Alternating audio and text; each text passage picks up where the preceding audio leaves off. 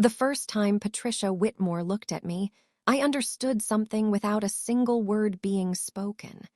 Her eyes didn't just land on me, they audited me. They traveled slowly, deliberately, from the faded sweater hanging off my shoulders to the scuffed flats I hadn't replaced in years, and finally to the baby balanced against my collarbone. Her lips curved into a smile that belonged at a funeral. Present, polite, empty. "So," she said, her voice smooth as polished marble, "this is the girlfriend. Not asterisk, welcome asterisk. Not nice to meet you asterisk. Just that. Like I was an item on a receipt she hadn't approved." I felt the words sink into my chest, cold and heavy, as if my lungs had suddenly forgotten how to work. Baby Rosie shifted against me, drool soaking into the fabric of my sweater, completely unaware that she'd just been categorized as evidence. Exhibit A in a case Patricia had already decided. What she didn't know, what no one in that house knew, was that the woman standing on her pristine marble floor, dressed like she was barely holding her life together, earned $17,500 a month. What she didn't know was that I was 4 months away from being called asterisk Dr. Asterisk. And what she definitely didn't know was that every look of disgust, every carefully sharpened comment, every moment of humiliation she was about to serve me was being silently recorded. Not on my phone, not in writing, but somewhere far more permanent. Inside me. Because this wasn't just dinner. It was a test. And Patricia Whitmore was failing it spectacularly. My name is Bethany Burton. I'm 32 years old, and for the past 8 months, I've been lying to the man I love. Not about love, not about loyalty, not about the way my pulse stutters when he smiles at me like I'm something precious instead of a problem. I've been lying about success. I let him believe I was a struggling single mother doing part-time paperwork at a dental office. I let him think my biggest worries were rent, groceries, and whether the baby would need a new pack of diapers before the end of the week. I wore exhaustion like a costume, yoga pants with a permanent stain, sweaters from another era, hair pulled back because makeup felt like a luxury I couldn't justify. It wasn't entirely an act. Caring for a baby will carve tiredness into your bones no matter how much money you have. Sleepless nights don't ask for your bank balance before they arrive. But the rest, that was deliberate. Because 3 years ago, I learned what happens when you let a man see how powerful you really are. Back then, I didn't hide. I didn't downplay. I was proud. I had just reached a point in my career where dentists requested me by name. Precision work, microscopic tolerances, craftsmanship most people never notice but trust with their mouths and their faces. I thought sharing that part of myself meant intimacy. Instead, it meant abandonment. I watched admiration turn into resentment in real time. Watched love curdle into competition. Watched a man who once planned a future with me decide he needed someone smaller to feel whole. That breakup didn't just end a relationship. It rewired something in me. After that, success felt dangerous. Like a loaded weapon, I needed to keep hidden if I ever wanted to be chosen again. So when I met Graham, kind, patient, steady, I didn't tell the truth. I let him meet the version of me that had nothing to offer except honesty, affection, and a baby that wasn't even biologically mine. And he stayed. That's why Patricia Whitmore terrified me more than she should have. She represented everything I'd spent 8 months pretending not to be afraid of: judgment, power, wealth weaponized into worth. She didn't need proof. She didn't need facts.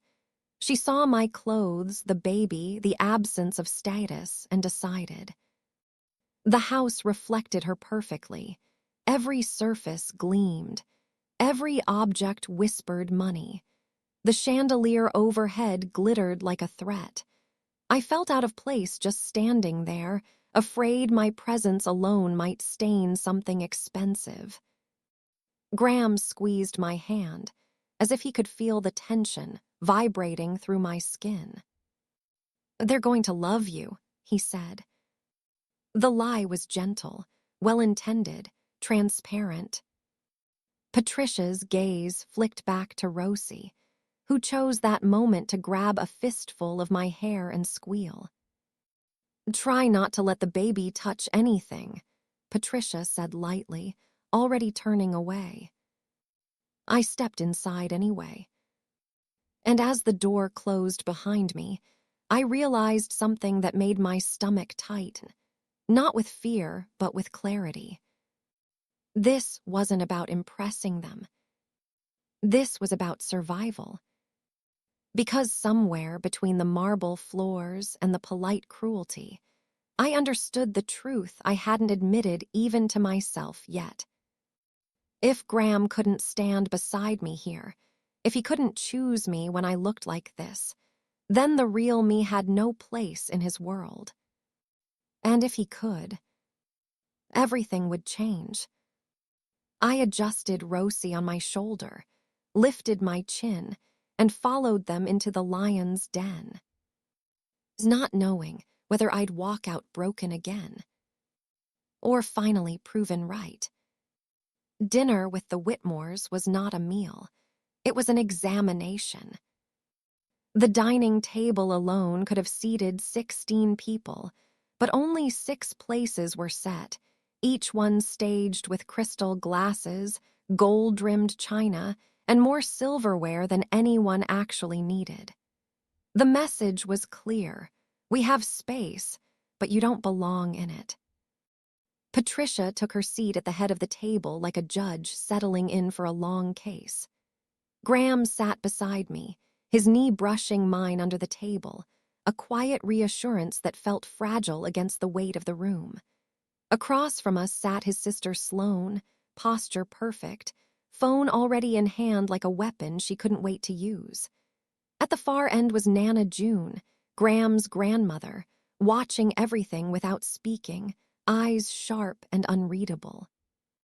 Randall, Graham's father, sat silently, his presence more shadow than substance.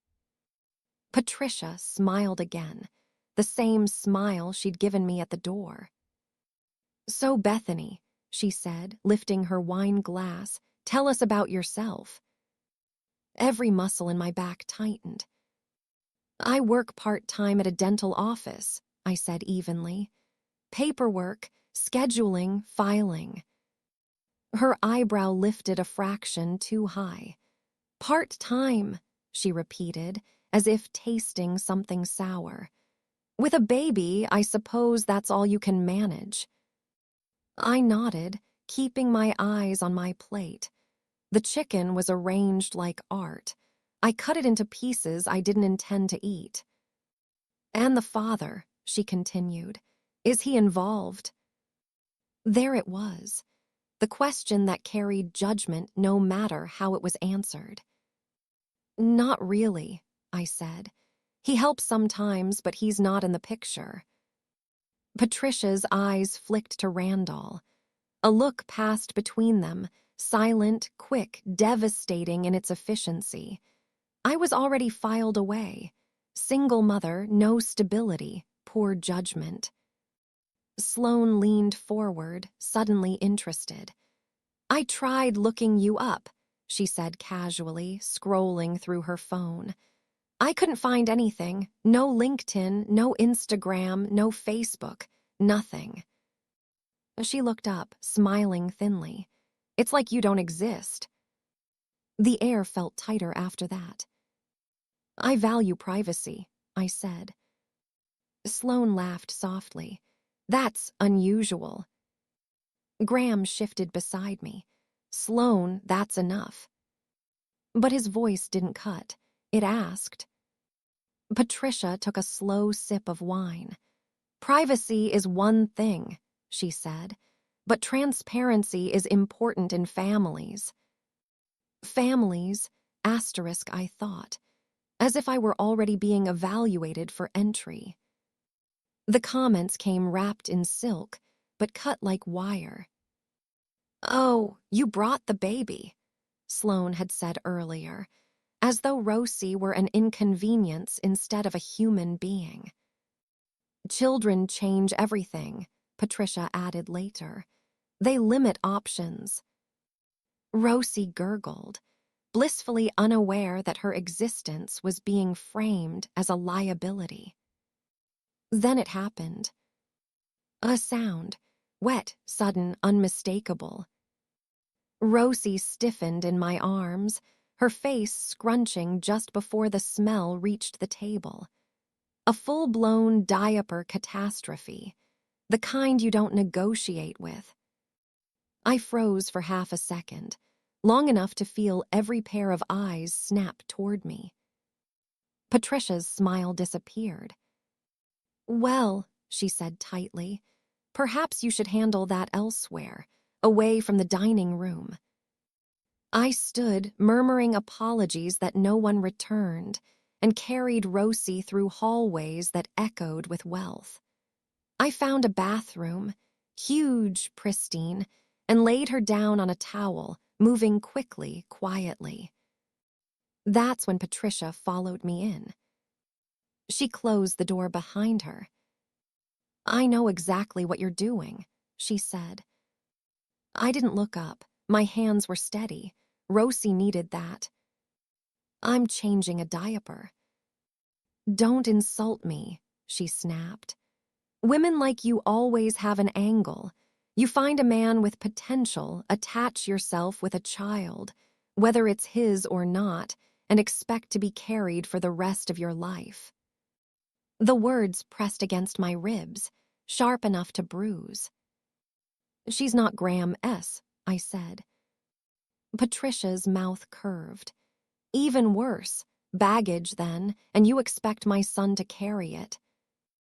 I finished fastening the diaper, lifted Rosie into my arms, and finally met Patricia's eyes. I love your son, I said, and he loves me. She laughed, not kindly. He's infatuated, she said. Men mistake rescue for love all the time. It passes. Her gaze hardened. You're temporary. Then she walked out. When I returned to the table, my phone vibrated. A message from work. Emergency case. $40,000 reconstruction. Dr. Preston says only you can fix it. Triple overtime tonight. I stared at the screen. Career-defining, reputation-building, the kind of opportunity people waited years for. I looked up at Patricia, at Sloane, at the silent judgment still hanging in the air. Then I typed, can't tonight, family commitment. I put the phone face down. Dinner limped on after that. Conversation flowed around me like I wasn't there. When we finally left, Graham apologized again and again in the car, his words piling up without ever quite touching the wound. They just need time, he said. My mom is protective. Protective. I watched the mansion disappear behind us, my reflection ghosting in the window. Something had shifted inside me. Not anger, not yet. Resolve. Because Patricia Whitmore hadn't just underestimated me. She had declared war. And she had no idea what kind of woman she decided to crush. I didn't sleep that night. Not the kind of sleeplessness that comes from a crying baby or an uncomfortable mattress, but the heavy, static kind where your body lies still while your mind refuses to shut off. The ceiling above my bed became a blank screen, replaying moments on a loop I couldn't stop. Patricia's voice, Sloane's smirk, Graham's apologies that sounded sincere but landed hollow. Rosie slept peacefully in the crib beside my bed, her small chest rising and falling with the steady rhythm of innocence. I watched her in the dark, counting breaths like a mantra. Every inhale grounded me. Every exhale reminded me why I hadn't snapped, why I'd swallowed every insult with a smile that hurt my jaw. I pressed my palm against my sternum. There was a pressure there, like something expanding without permission. By morning, it wasn't sadness I felt. It was exhaustion layered, so thick it felt structural. I moved through my day on autopilot. Coffee tasted like nothing. The city sounds outside my window felt distant, like I was submerged underwater. At work, I sat through meetings, answered emails, approved designs, all while my mind replayed that single word Patricia had used. Temporary. It lodged itself somewhere deep, not because I believed it, but because she wanted me to. 2 days later, Graham invited me back to his parents' house. A small get-together, he said, hopeful. Low pressure.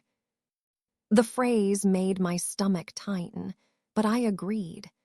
Saying no felt like retreat, and I wasn't ready to give Patricia that satisfaction. The evening was more of the same, subtle digs wrapped in politeness, conversations that excluded me without ever saying my name. I found myself drifting toward the patio just to breathe. That's when Nana June joined me. She moved quietly, her presence announced not by sound but by gravity. A glass of whiskey in her hand, her eyes reflecting decades of observation. "You hold yourself well," she said. I glanced at her. "Excuse me." "Under pressure," she clarified. "Most people crack by now." I didn't answer. She sipped her drink. "You're not what Patricia thinks you are." My pulse kicked. I kept my expression neutral. "I'm exactly what I appear to be." She hummed, unconvinced. "I was once too."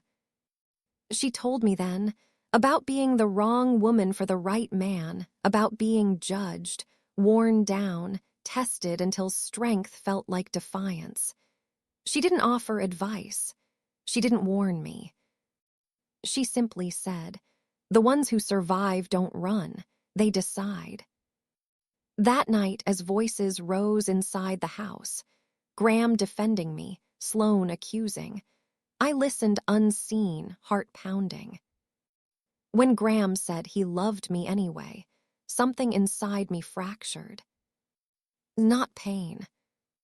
Certainty. Because this wasn't about whether Patricia approved.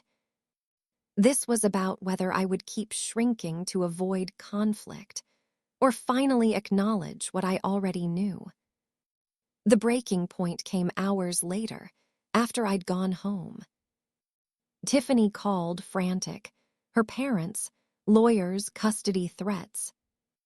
The borrowed baby, the careful illusion, the emotional balancing act, it was all collapsing at once. I sat on the floor, back against the couch, phone pressed to my ear, staring at nothing. I realized then that I couldn't keep living in halves. Half-truths, half-trust, half-power. Patricia hadn't broken me. She had exposed the cost of staying silent. And in that quiet apartment, with Rosie sleeping nearby and my phone buzzing with unanswered messages, the seed of something new took root. Not rage. Intention. If I was going to be judged, it wouldn't be for something I was. If I was going to be tested, it would be on my terms. And if Patricia Whitmore wanted to decide my worth, I would let her, right before I took that power away. The decision didn't arrive with fireworks or dramatic clarity. It settled instead, quiet, heavy, inevitable. Once I acknowledged it, everything slowed down. I stopped reacting. That was the first change. Where I had once braced myself before every interaction with Graham's family, I now observed. Where I had once swallowed words to keep the peace, I stored them. I let Patricia speak. Let Sloane sneer. Let the little humiliations stack up like weights on a scale I was no longer afraid to tip. Silence, I learned, isn't weakness when it's chosen. It's preparation. I kept my routine exactly the same. Same clothes, same apologetic smile, same careful explanations about money being tight. I continued playing the role Patricia found so easy to despise because the more predictable I appeared, the less attention she paid to me. Predators don't worry about prey they think is already trapped. Inside, though, I was cataloging everything. Every dismissive comment, every sideways glance, every assumption spoken as fact. I stopped sharing my thoughts with Graham during this phase, not because I didn't trust him, but because this wasn't his battle to fight yet. He was already choosing me in ways that mattered. I needed to know whether I could choose myself just as decisively. At night, after Rosie fell asleep, I lay awake and rehearsed conversations that hadn't happened yet. Not arguments, outcomes. I imagined Patricia's voice turning sharp, imagined Sloane's smug certainty, imagined the moment realization would finally land. I didn't rush it. That was the second change. I'd spent years grinding, pushing, proving. This time, patience felt like power. I let things develop naturally. Let Patricia escalate. Let the family dynamics expose themselves without interference. And escalate they did. There were family meetings I wasn't invited to. Conversations Graham came home visibly shaken from, his jaw tight, his words measured like he was trying not to say too much. I didn't push. I didn't interrogate. I listened. I noticed how often Patricia framed concern as generosity, how she positioned control as love. I noticed how Sloane echoed her mother's talking points almost verbatim, as if originality had never been required of her. I noticed, too, who stayed quiet. Randall watched. Nana June listened. Those details mattered. The plan forming in my mind wasn't about revenge in the cinematic sense. There would be no yelling, no grand confrontation where I unleashed years of resentment in one explosive speech. That kind of chaos benefits people like Patricia. It lets them play the victim. No, this had to be clean. I needed the truth to surface in a way that left no room for reinterpretation. No space for her to spin the narrative or question my motives. When it came out, it had to arrive fully formed, undeniable, and public enough that she couldn't bury it. But timing was everything. Too early, and I'd look defensive. Too late, and the damage would already be done. I waited for the moment when Patricia would overreach. People like her always do. The opportunity came faster than I expected. Graham called one evening, his voice tight. My mom wants another family meeting. She didn't invite you, he added after a pause. I argued, she insisted. I felt it then, the final confirmation.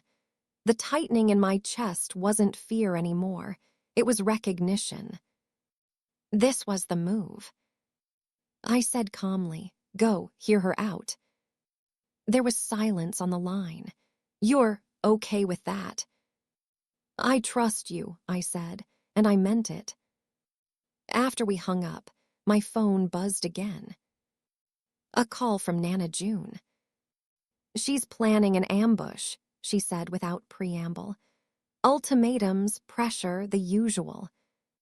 My lips curved slightly. "Then let her." A beat, then a low chuckle. "Good," she said. "I'll be there." "Why help me?" I asked. "Because," she replied, "I've been waiting years for someone who wouldn't fold."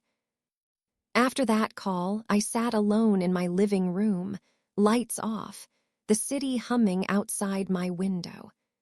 Rosie slept peacefully, unaware that the world around her was shifting.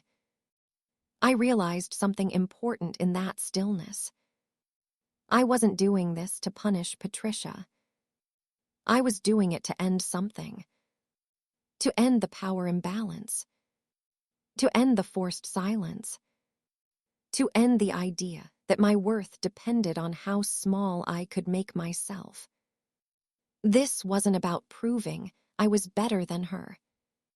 It was about making sure she could never look at me and decide again. The plan was simple in structure, devastating in effect. And it required one final thing from me. Honesty. But only when it would matter most. The family meeting happened without me. That was the point. I sat on my couch that evening with Rosie asleep in the next room, the lights dimmed, my phone resting face down on the table like a held breath. I didn't pace. I didn't refresh messages. I waited. Waiting had become a skill. When the call finally came, it wasn't from Graham. It was from Nana June. "You'll want to see this," she said, her voice calm in a way that told me everything. I recorded it. My fingers tightened around the phone as the video loaded. Patricia stood at the head of the dining table, posture rigid, expression sharpened into authority. Graham sat across from her, shoulders tense. Sloane leaned forward, already smirking. Randall sat back, silent as ever. Patricia's voice cut through the recording. "This has gone far enough. This woman is dragging you down." "She has a name," Graham replied. "That's not the point," Patricia snapped.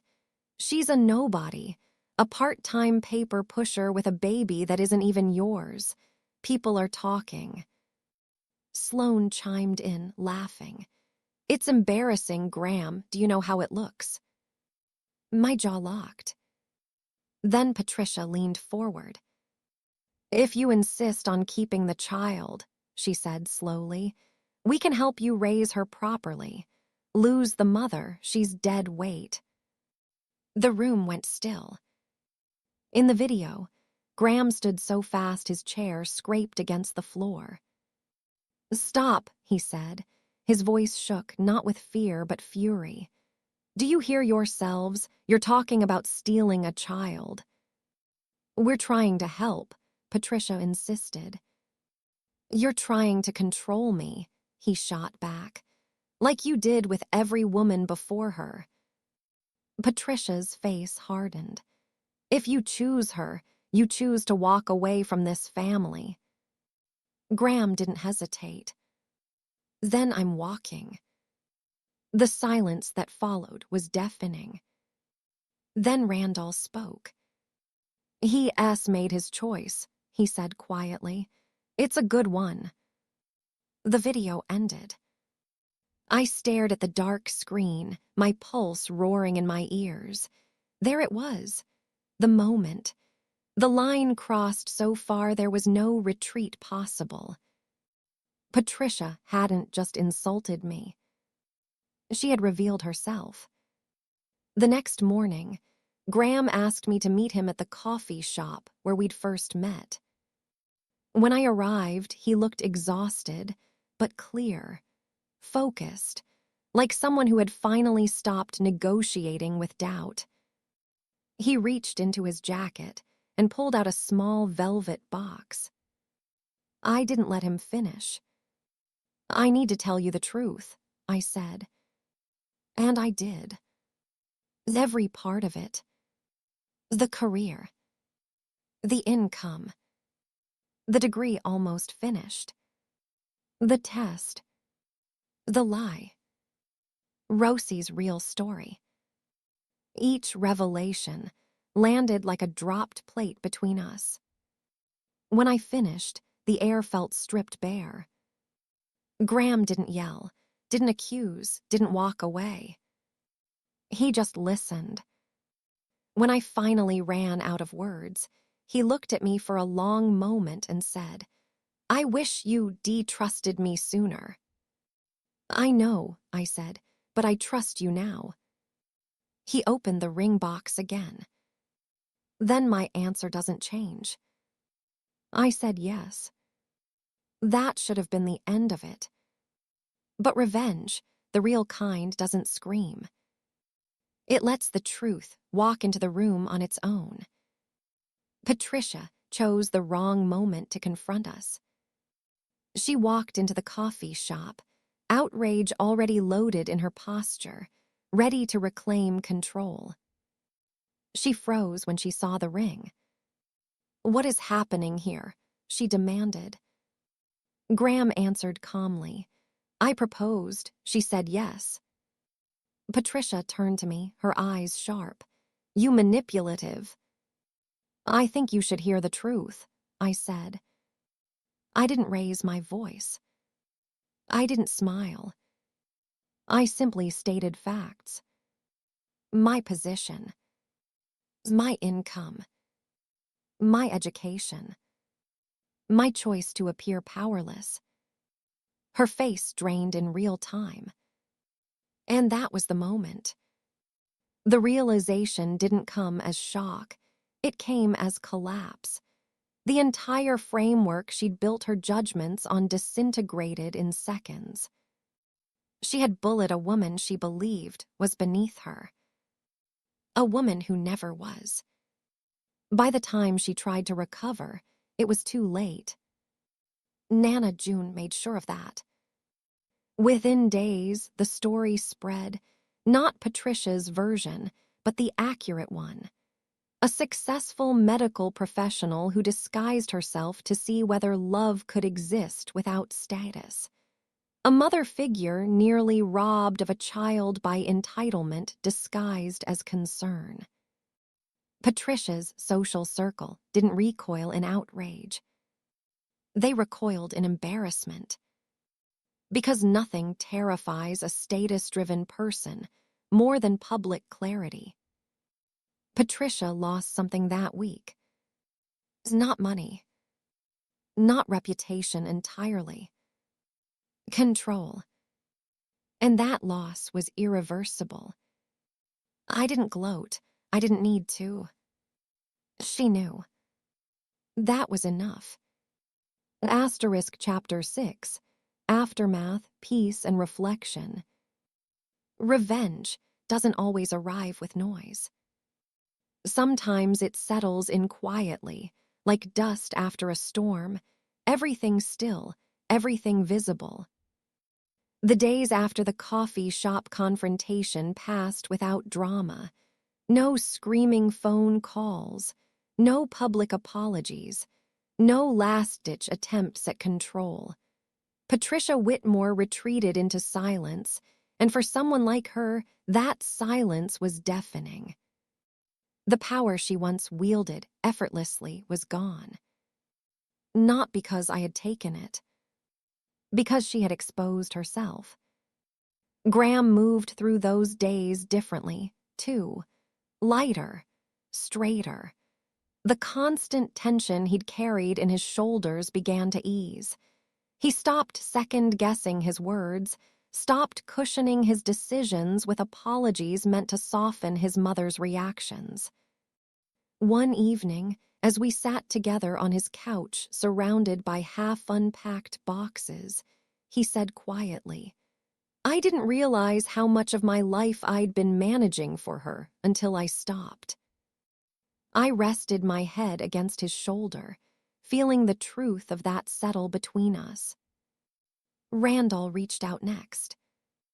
He came by the apartment one afternoon while Graham was at work, standing in the doorway like a man bracing for impact. When I invited him in, he didn't waste time. "I should have spoken sooner," he said. "I watched her tear people down for years and told myself silence was peace." He shook his head. It was permission. That apology mattered more than he probably knew, not because it erased anything, but because it acknowledged reality without defensiveness. When he left, he hugged Graham without looking around to see if anyone was watching. That was new. Nana June remained exactly as she always had been, sharp, amused, unapologetic. She called once a week, always opening with, "So, how's married life treating you?" Even though the wedding was still months away. "She'll come around eventually," she said once, referring to Patricia. "Or she won't. Either way, she no longer gets a vote." The Rosie situation resolved with a quiet dignity that surprised everyone. Tiffany's parents didn't fight. They listened. Rosie went to Florida with stability waiting for her, sunlight, consistency, a chance to grow without chaos. Saying goodbye hurt in a way that didn't ask permission. The nursery felt too big afterward, the silence unfamiliar. But some endings are proof that love doesn't always mean holding on. It means choosing what's best, even when it costs you. I became Aunt Bate, and that was enough. 4 months later, I walked across a stage and accepted my degree. When they called my name, Graham stood and clapped like he couldn't contain it. His pride didn't feel performative or competitive. It felt shared. That night, as we celebrated quietly at home, he looked at me and said, "You never needed to shrink. I just needed the chance to stand beside you." That was the moment I finally believed it. Patricia didn't attend the graduation. She sent no gift, no message. But I heard, through channels she no longer controlled, that she'd stopped hosting her elaborate dinners. That invitations had slowed. That people had begun declining with polite excuses. Power built on judgment doesn't survive exposure. What remained in my life was simple and solid. A partner who chose me without conditions. A career I didn't hide anymore. A future that didn't require permission. I used to think pretending to be small was protection. I was wrong. Protection is knowing who you are and refusing to let anyone define you down. Some people will only love you when they think they're above you. Those people are not your people. And when they reveal themselves, let them. Because clarity is the most satisfying revenge of all. And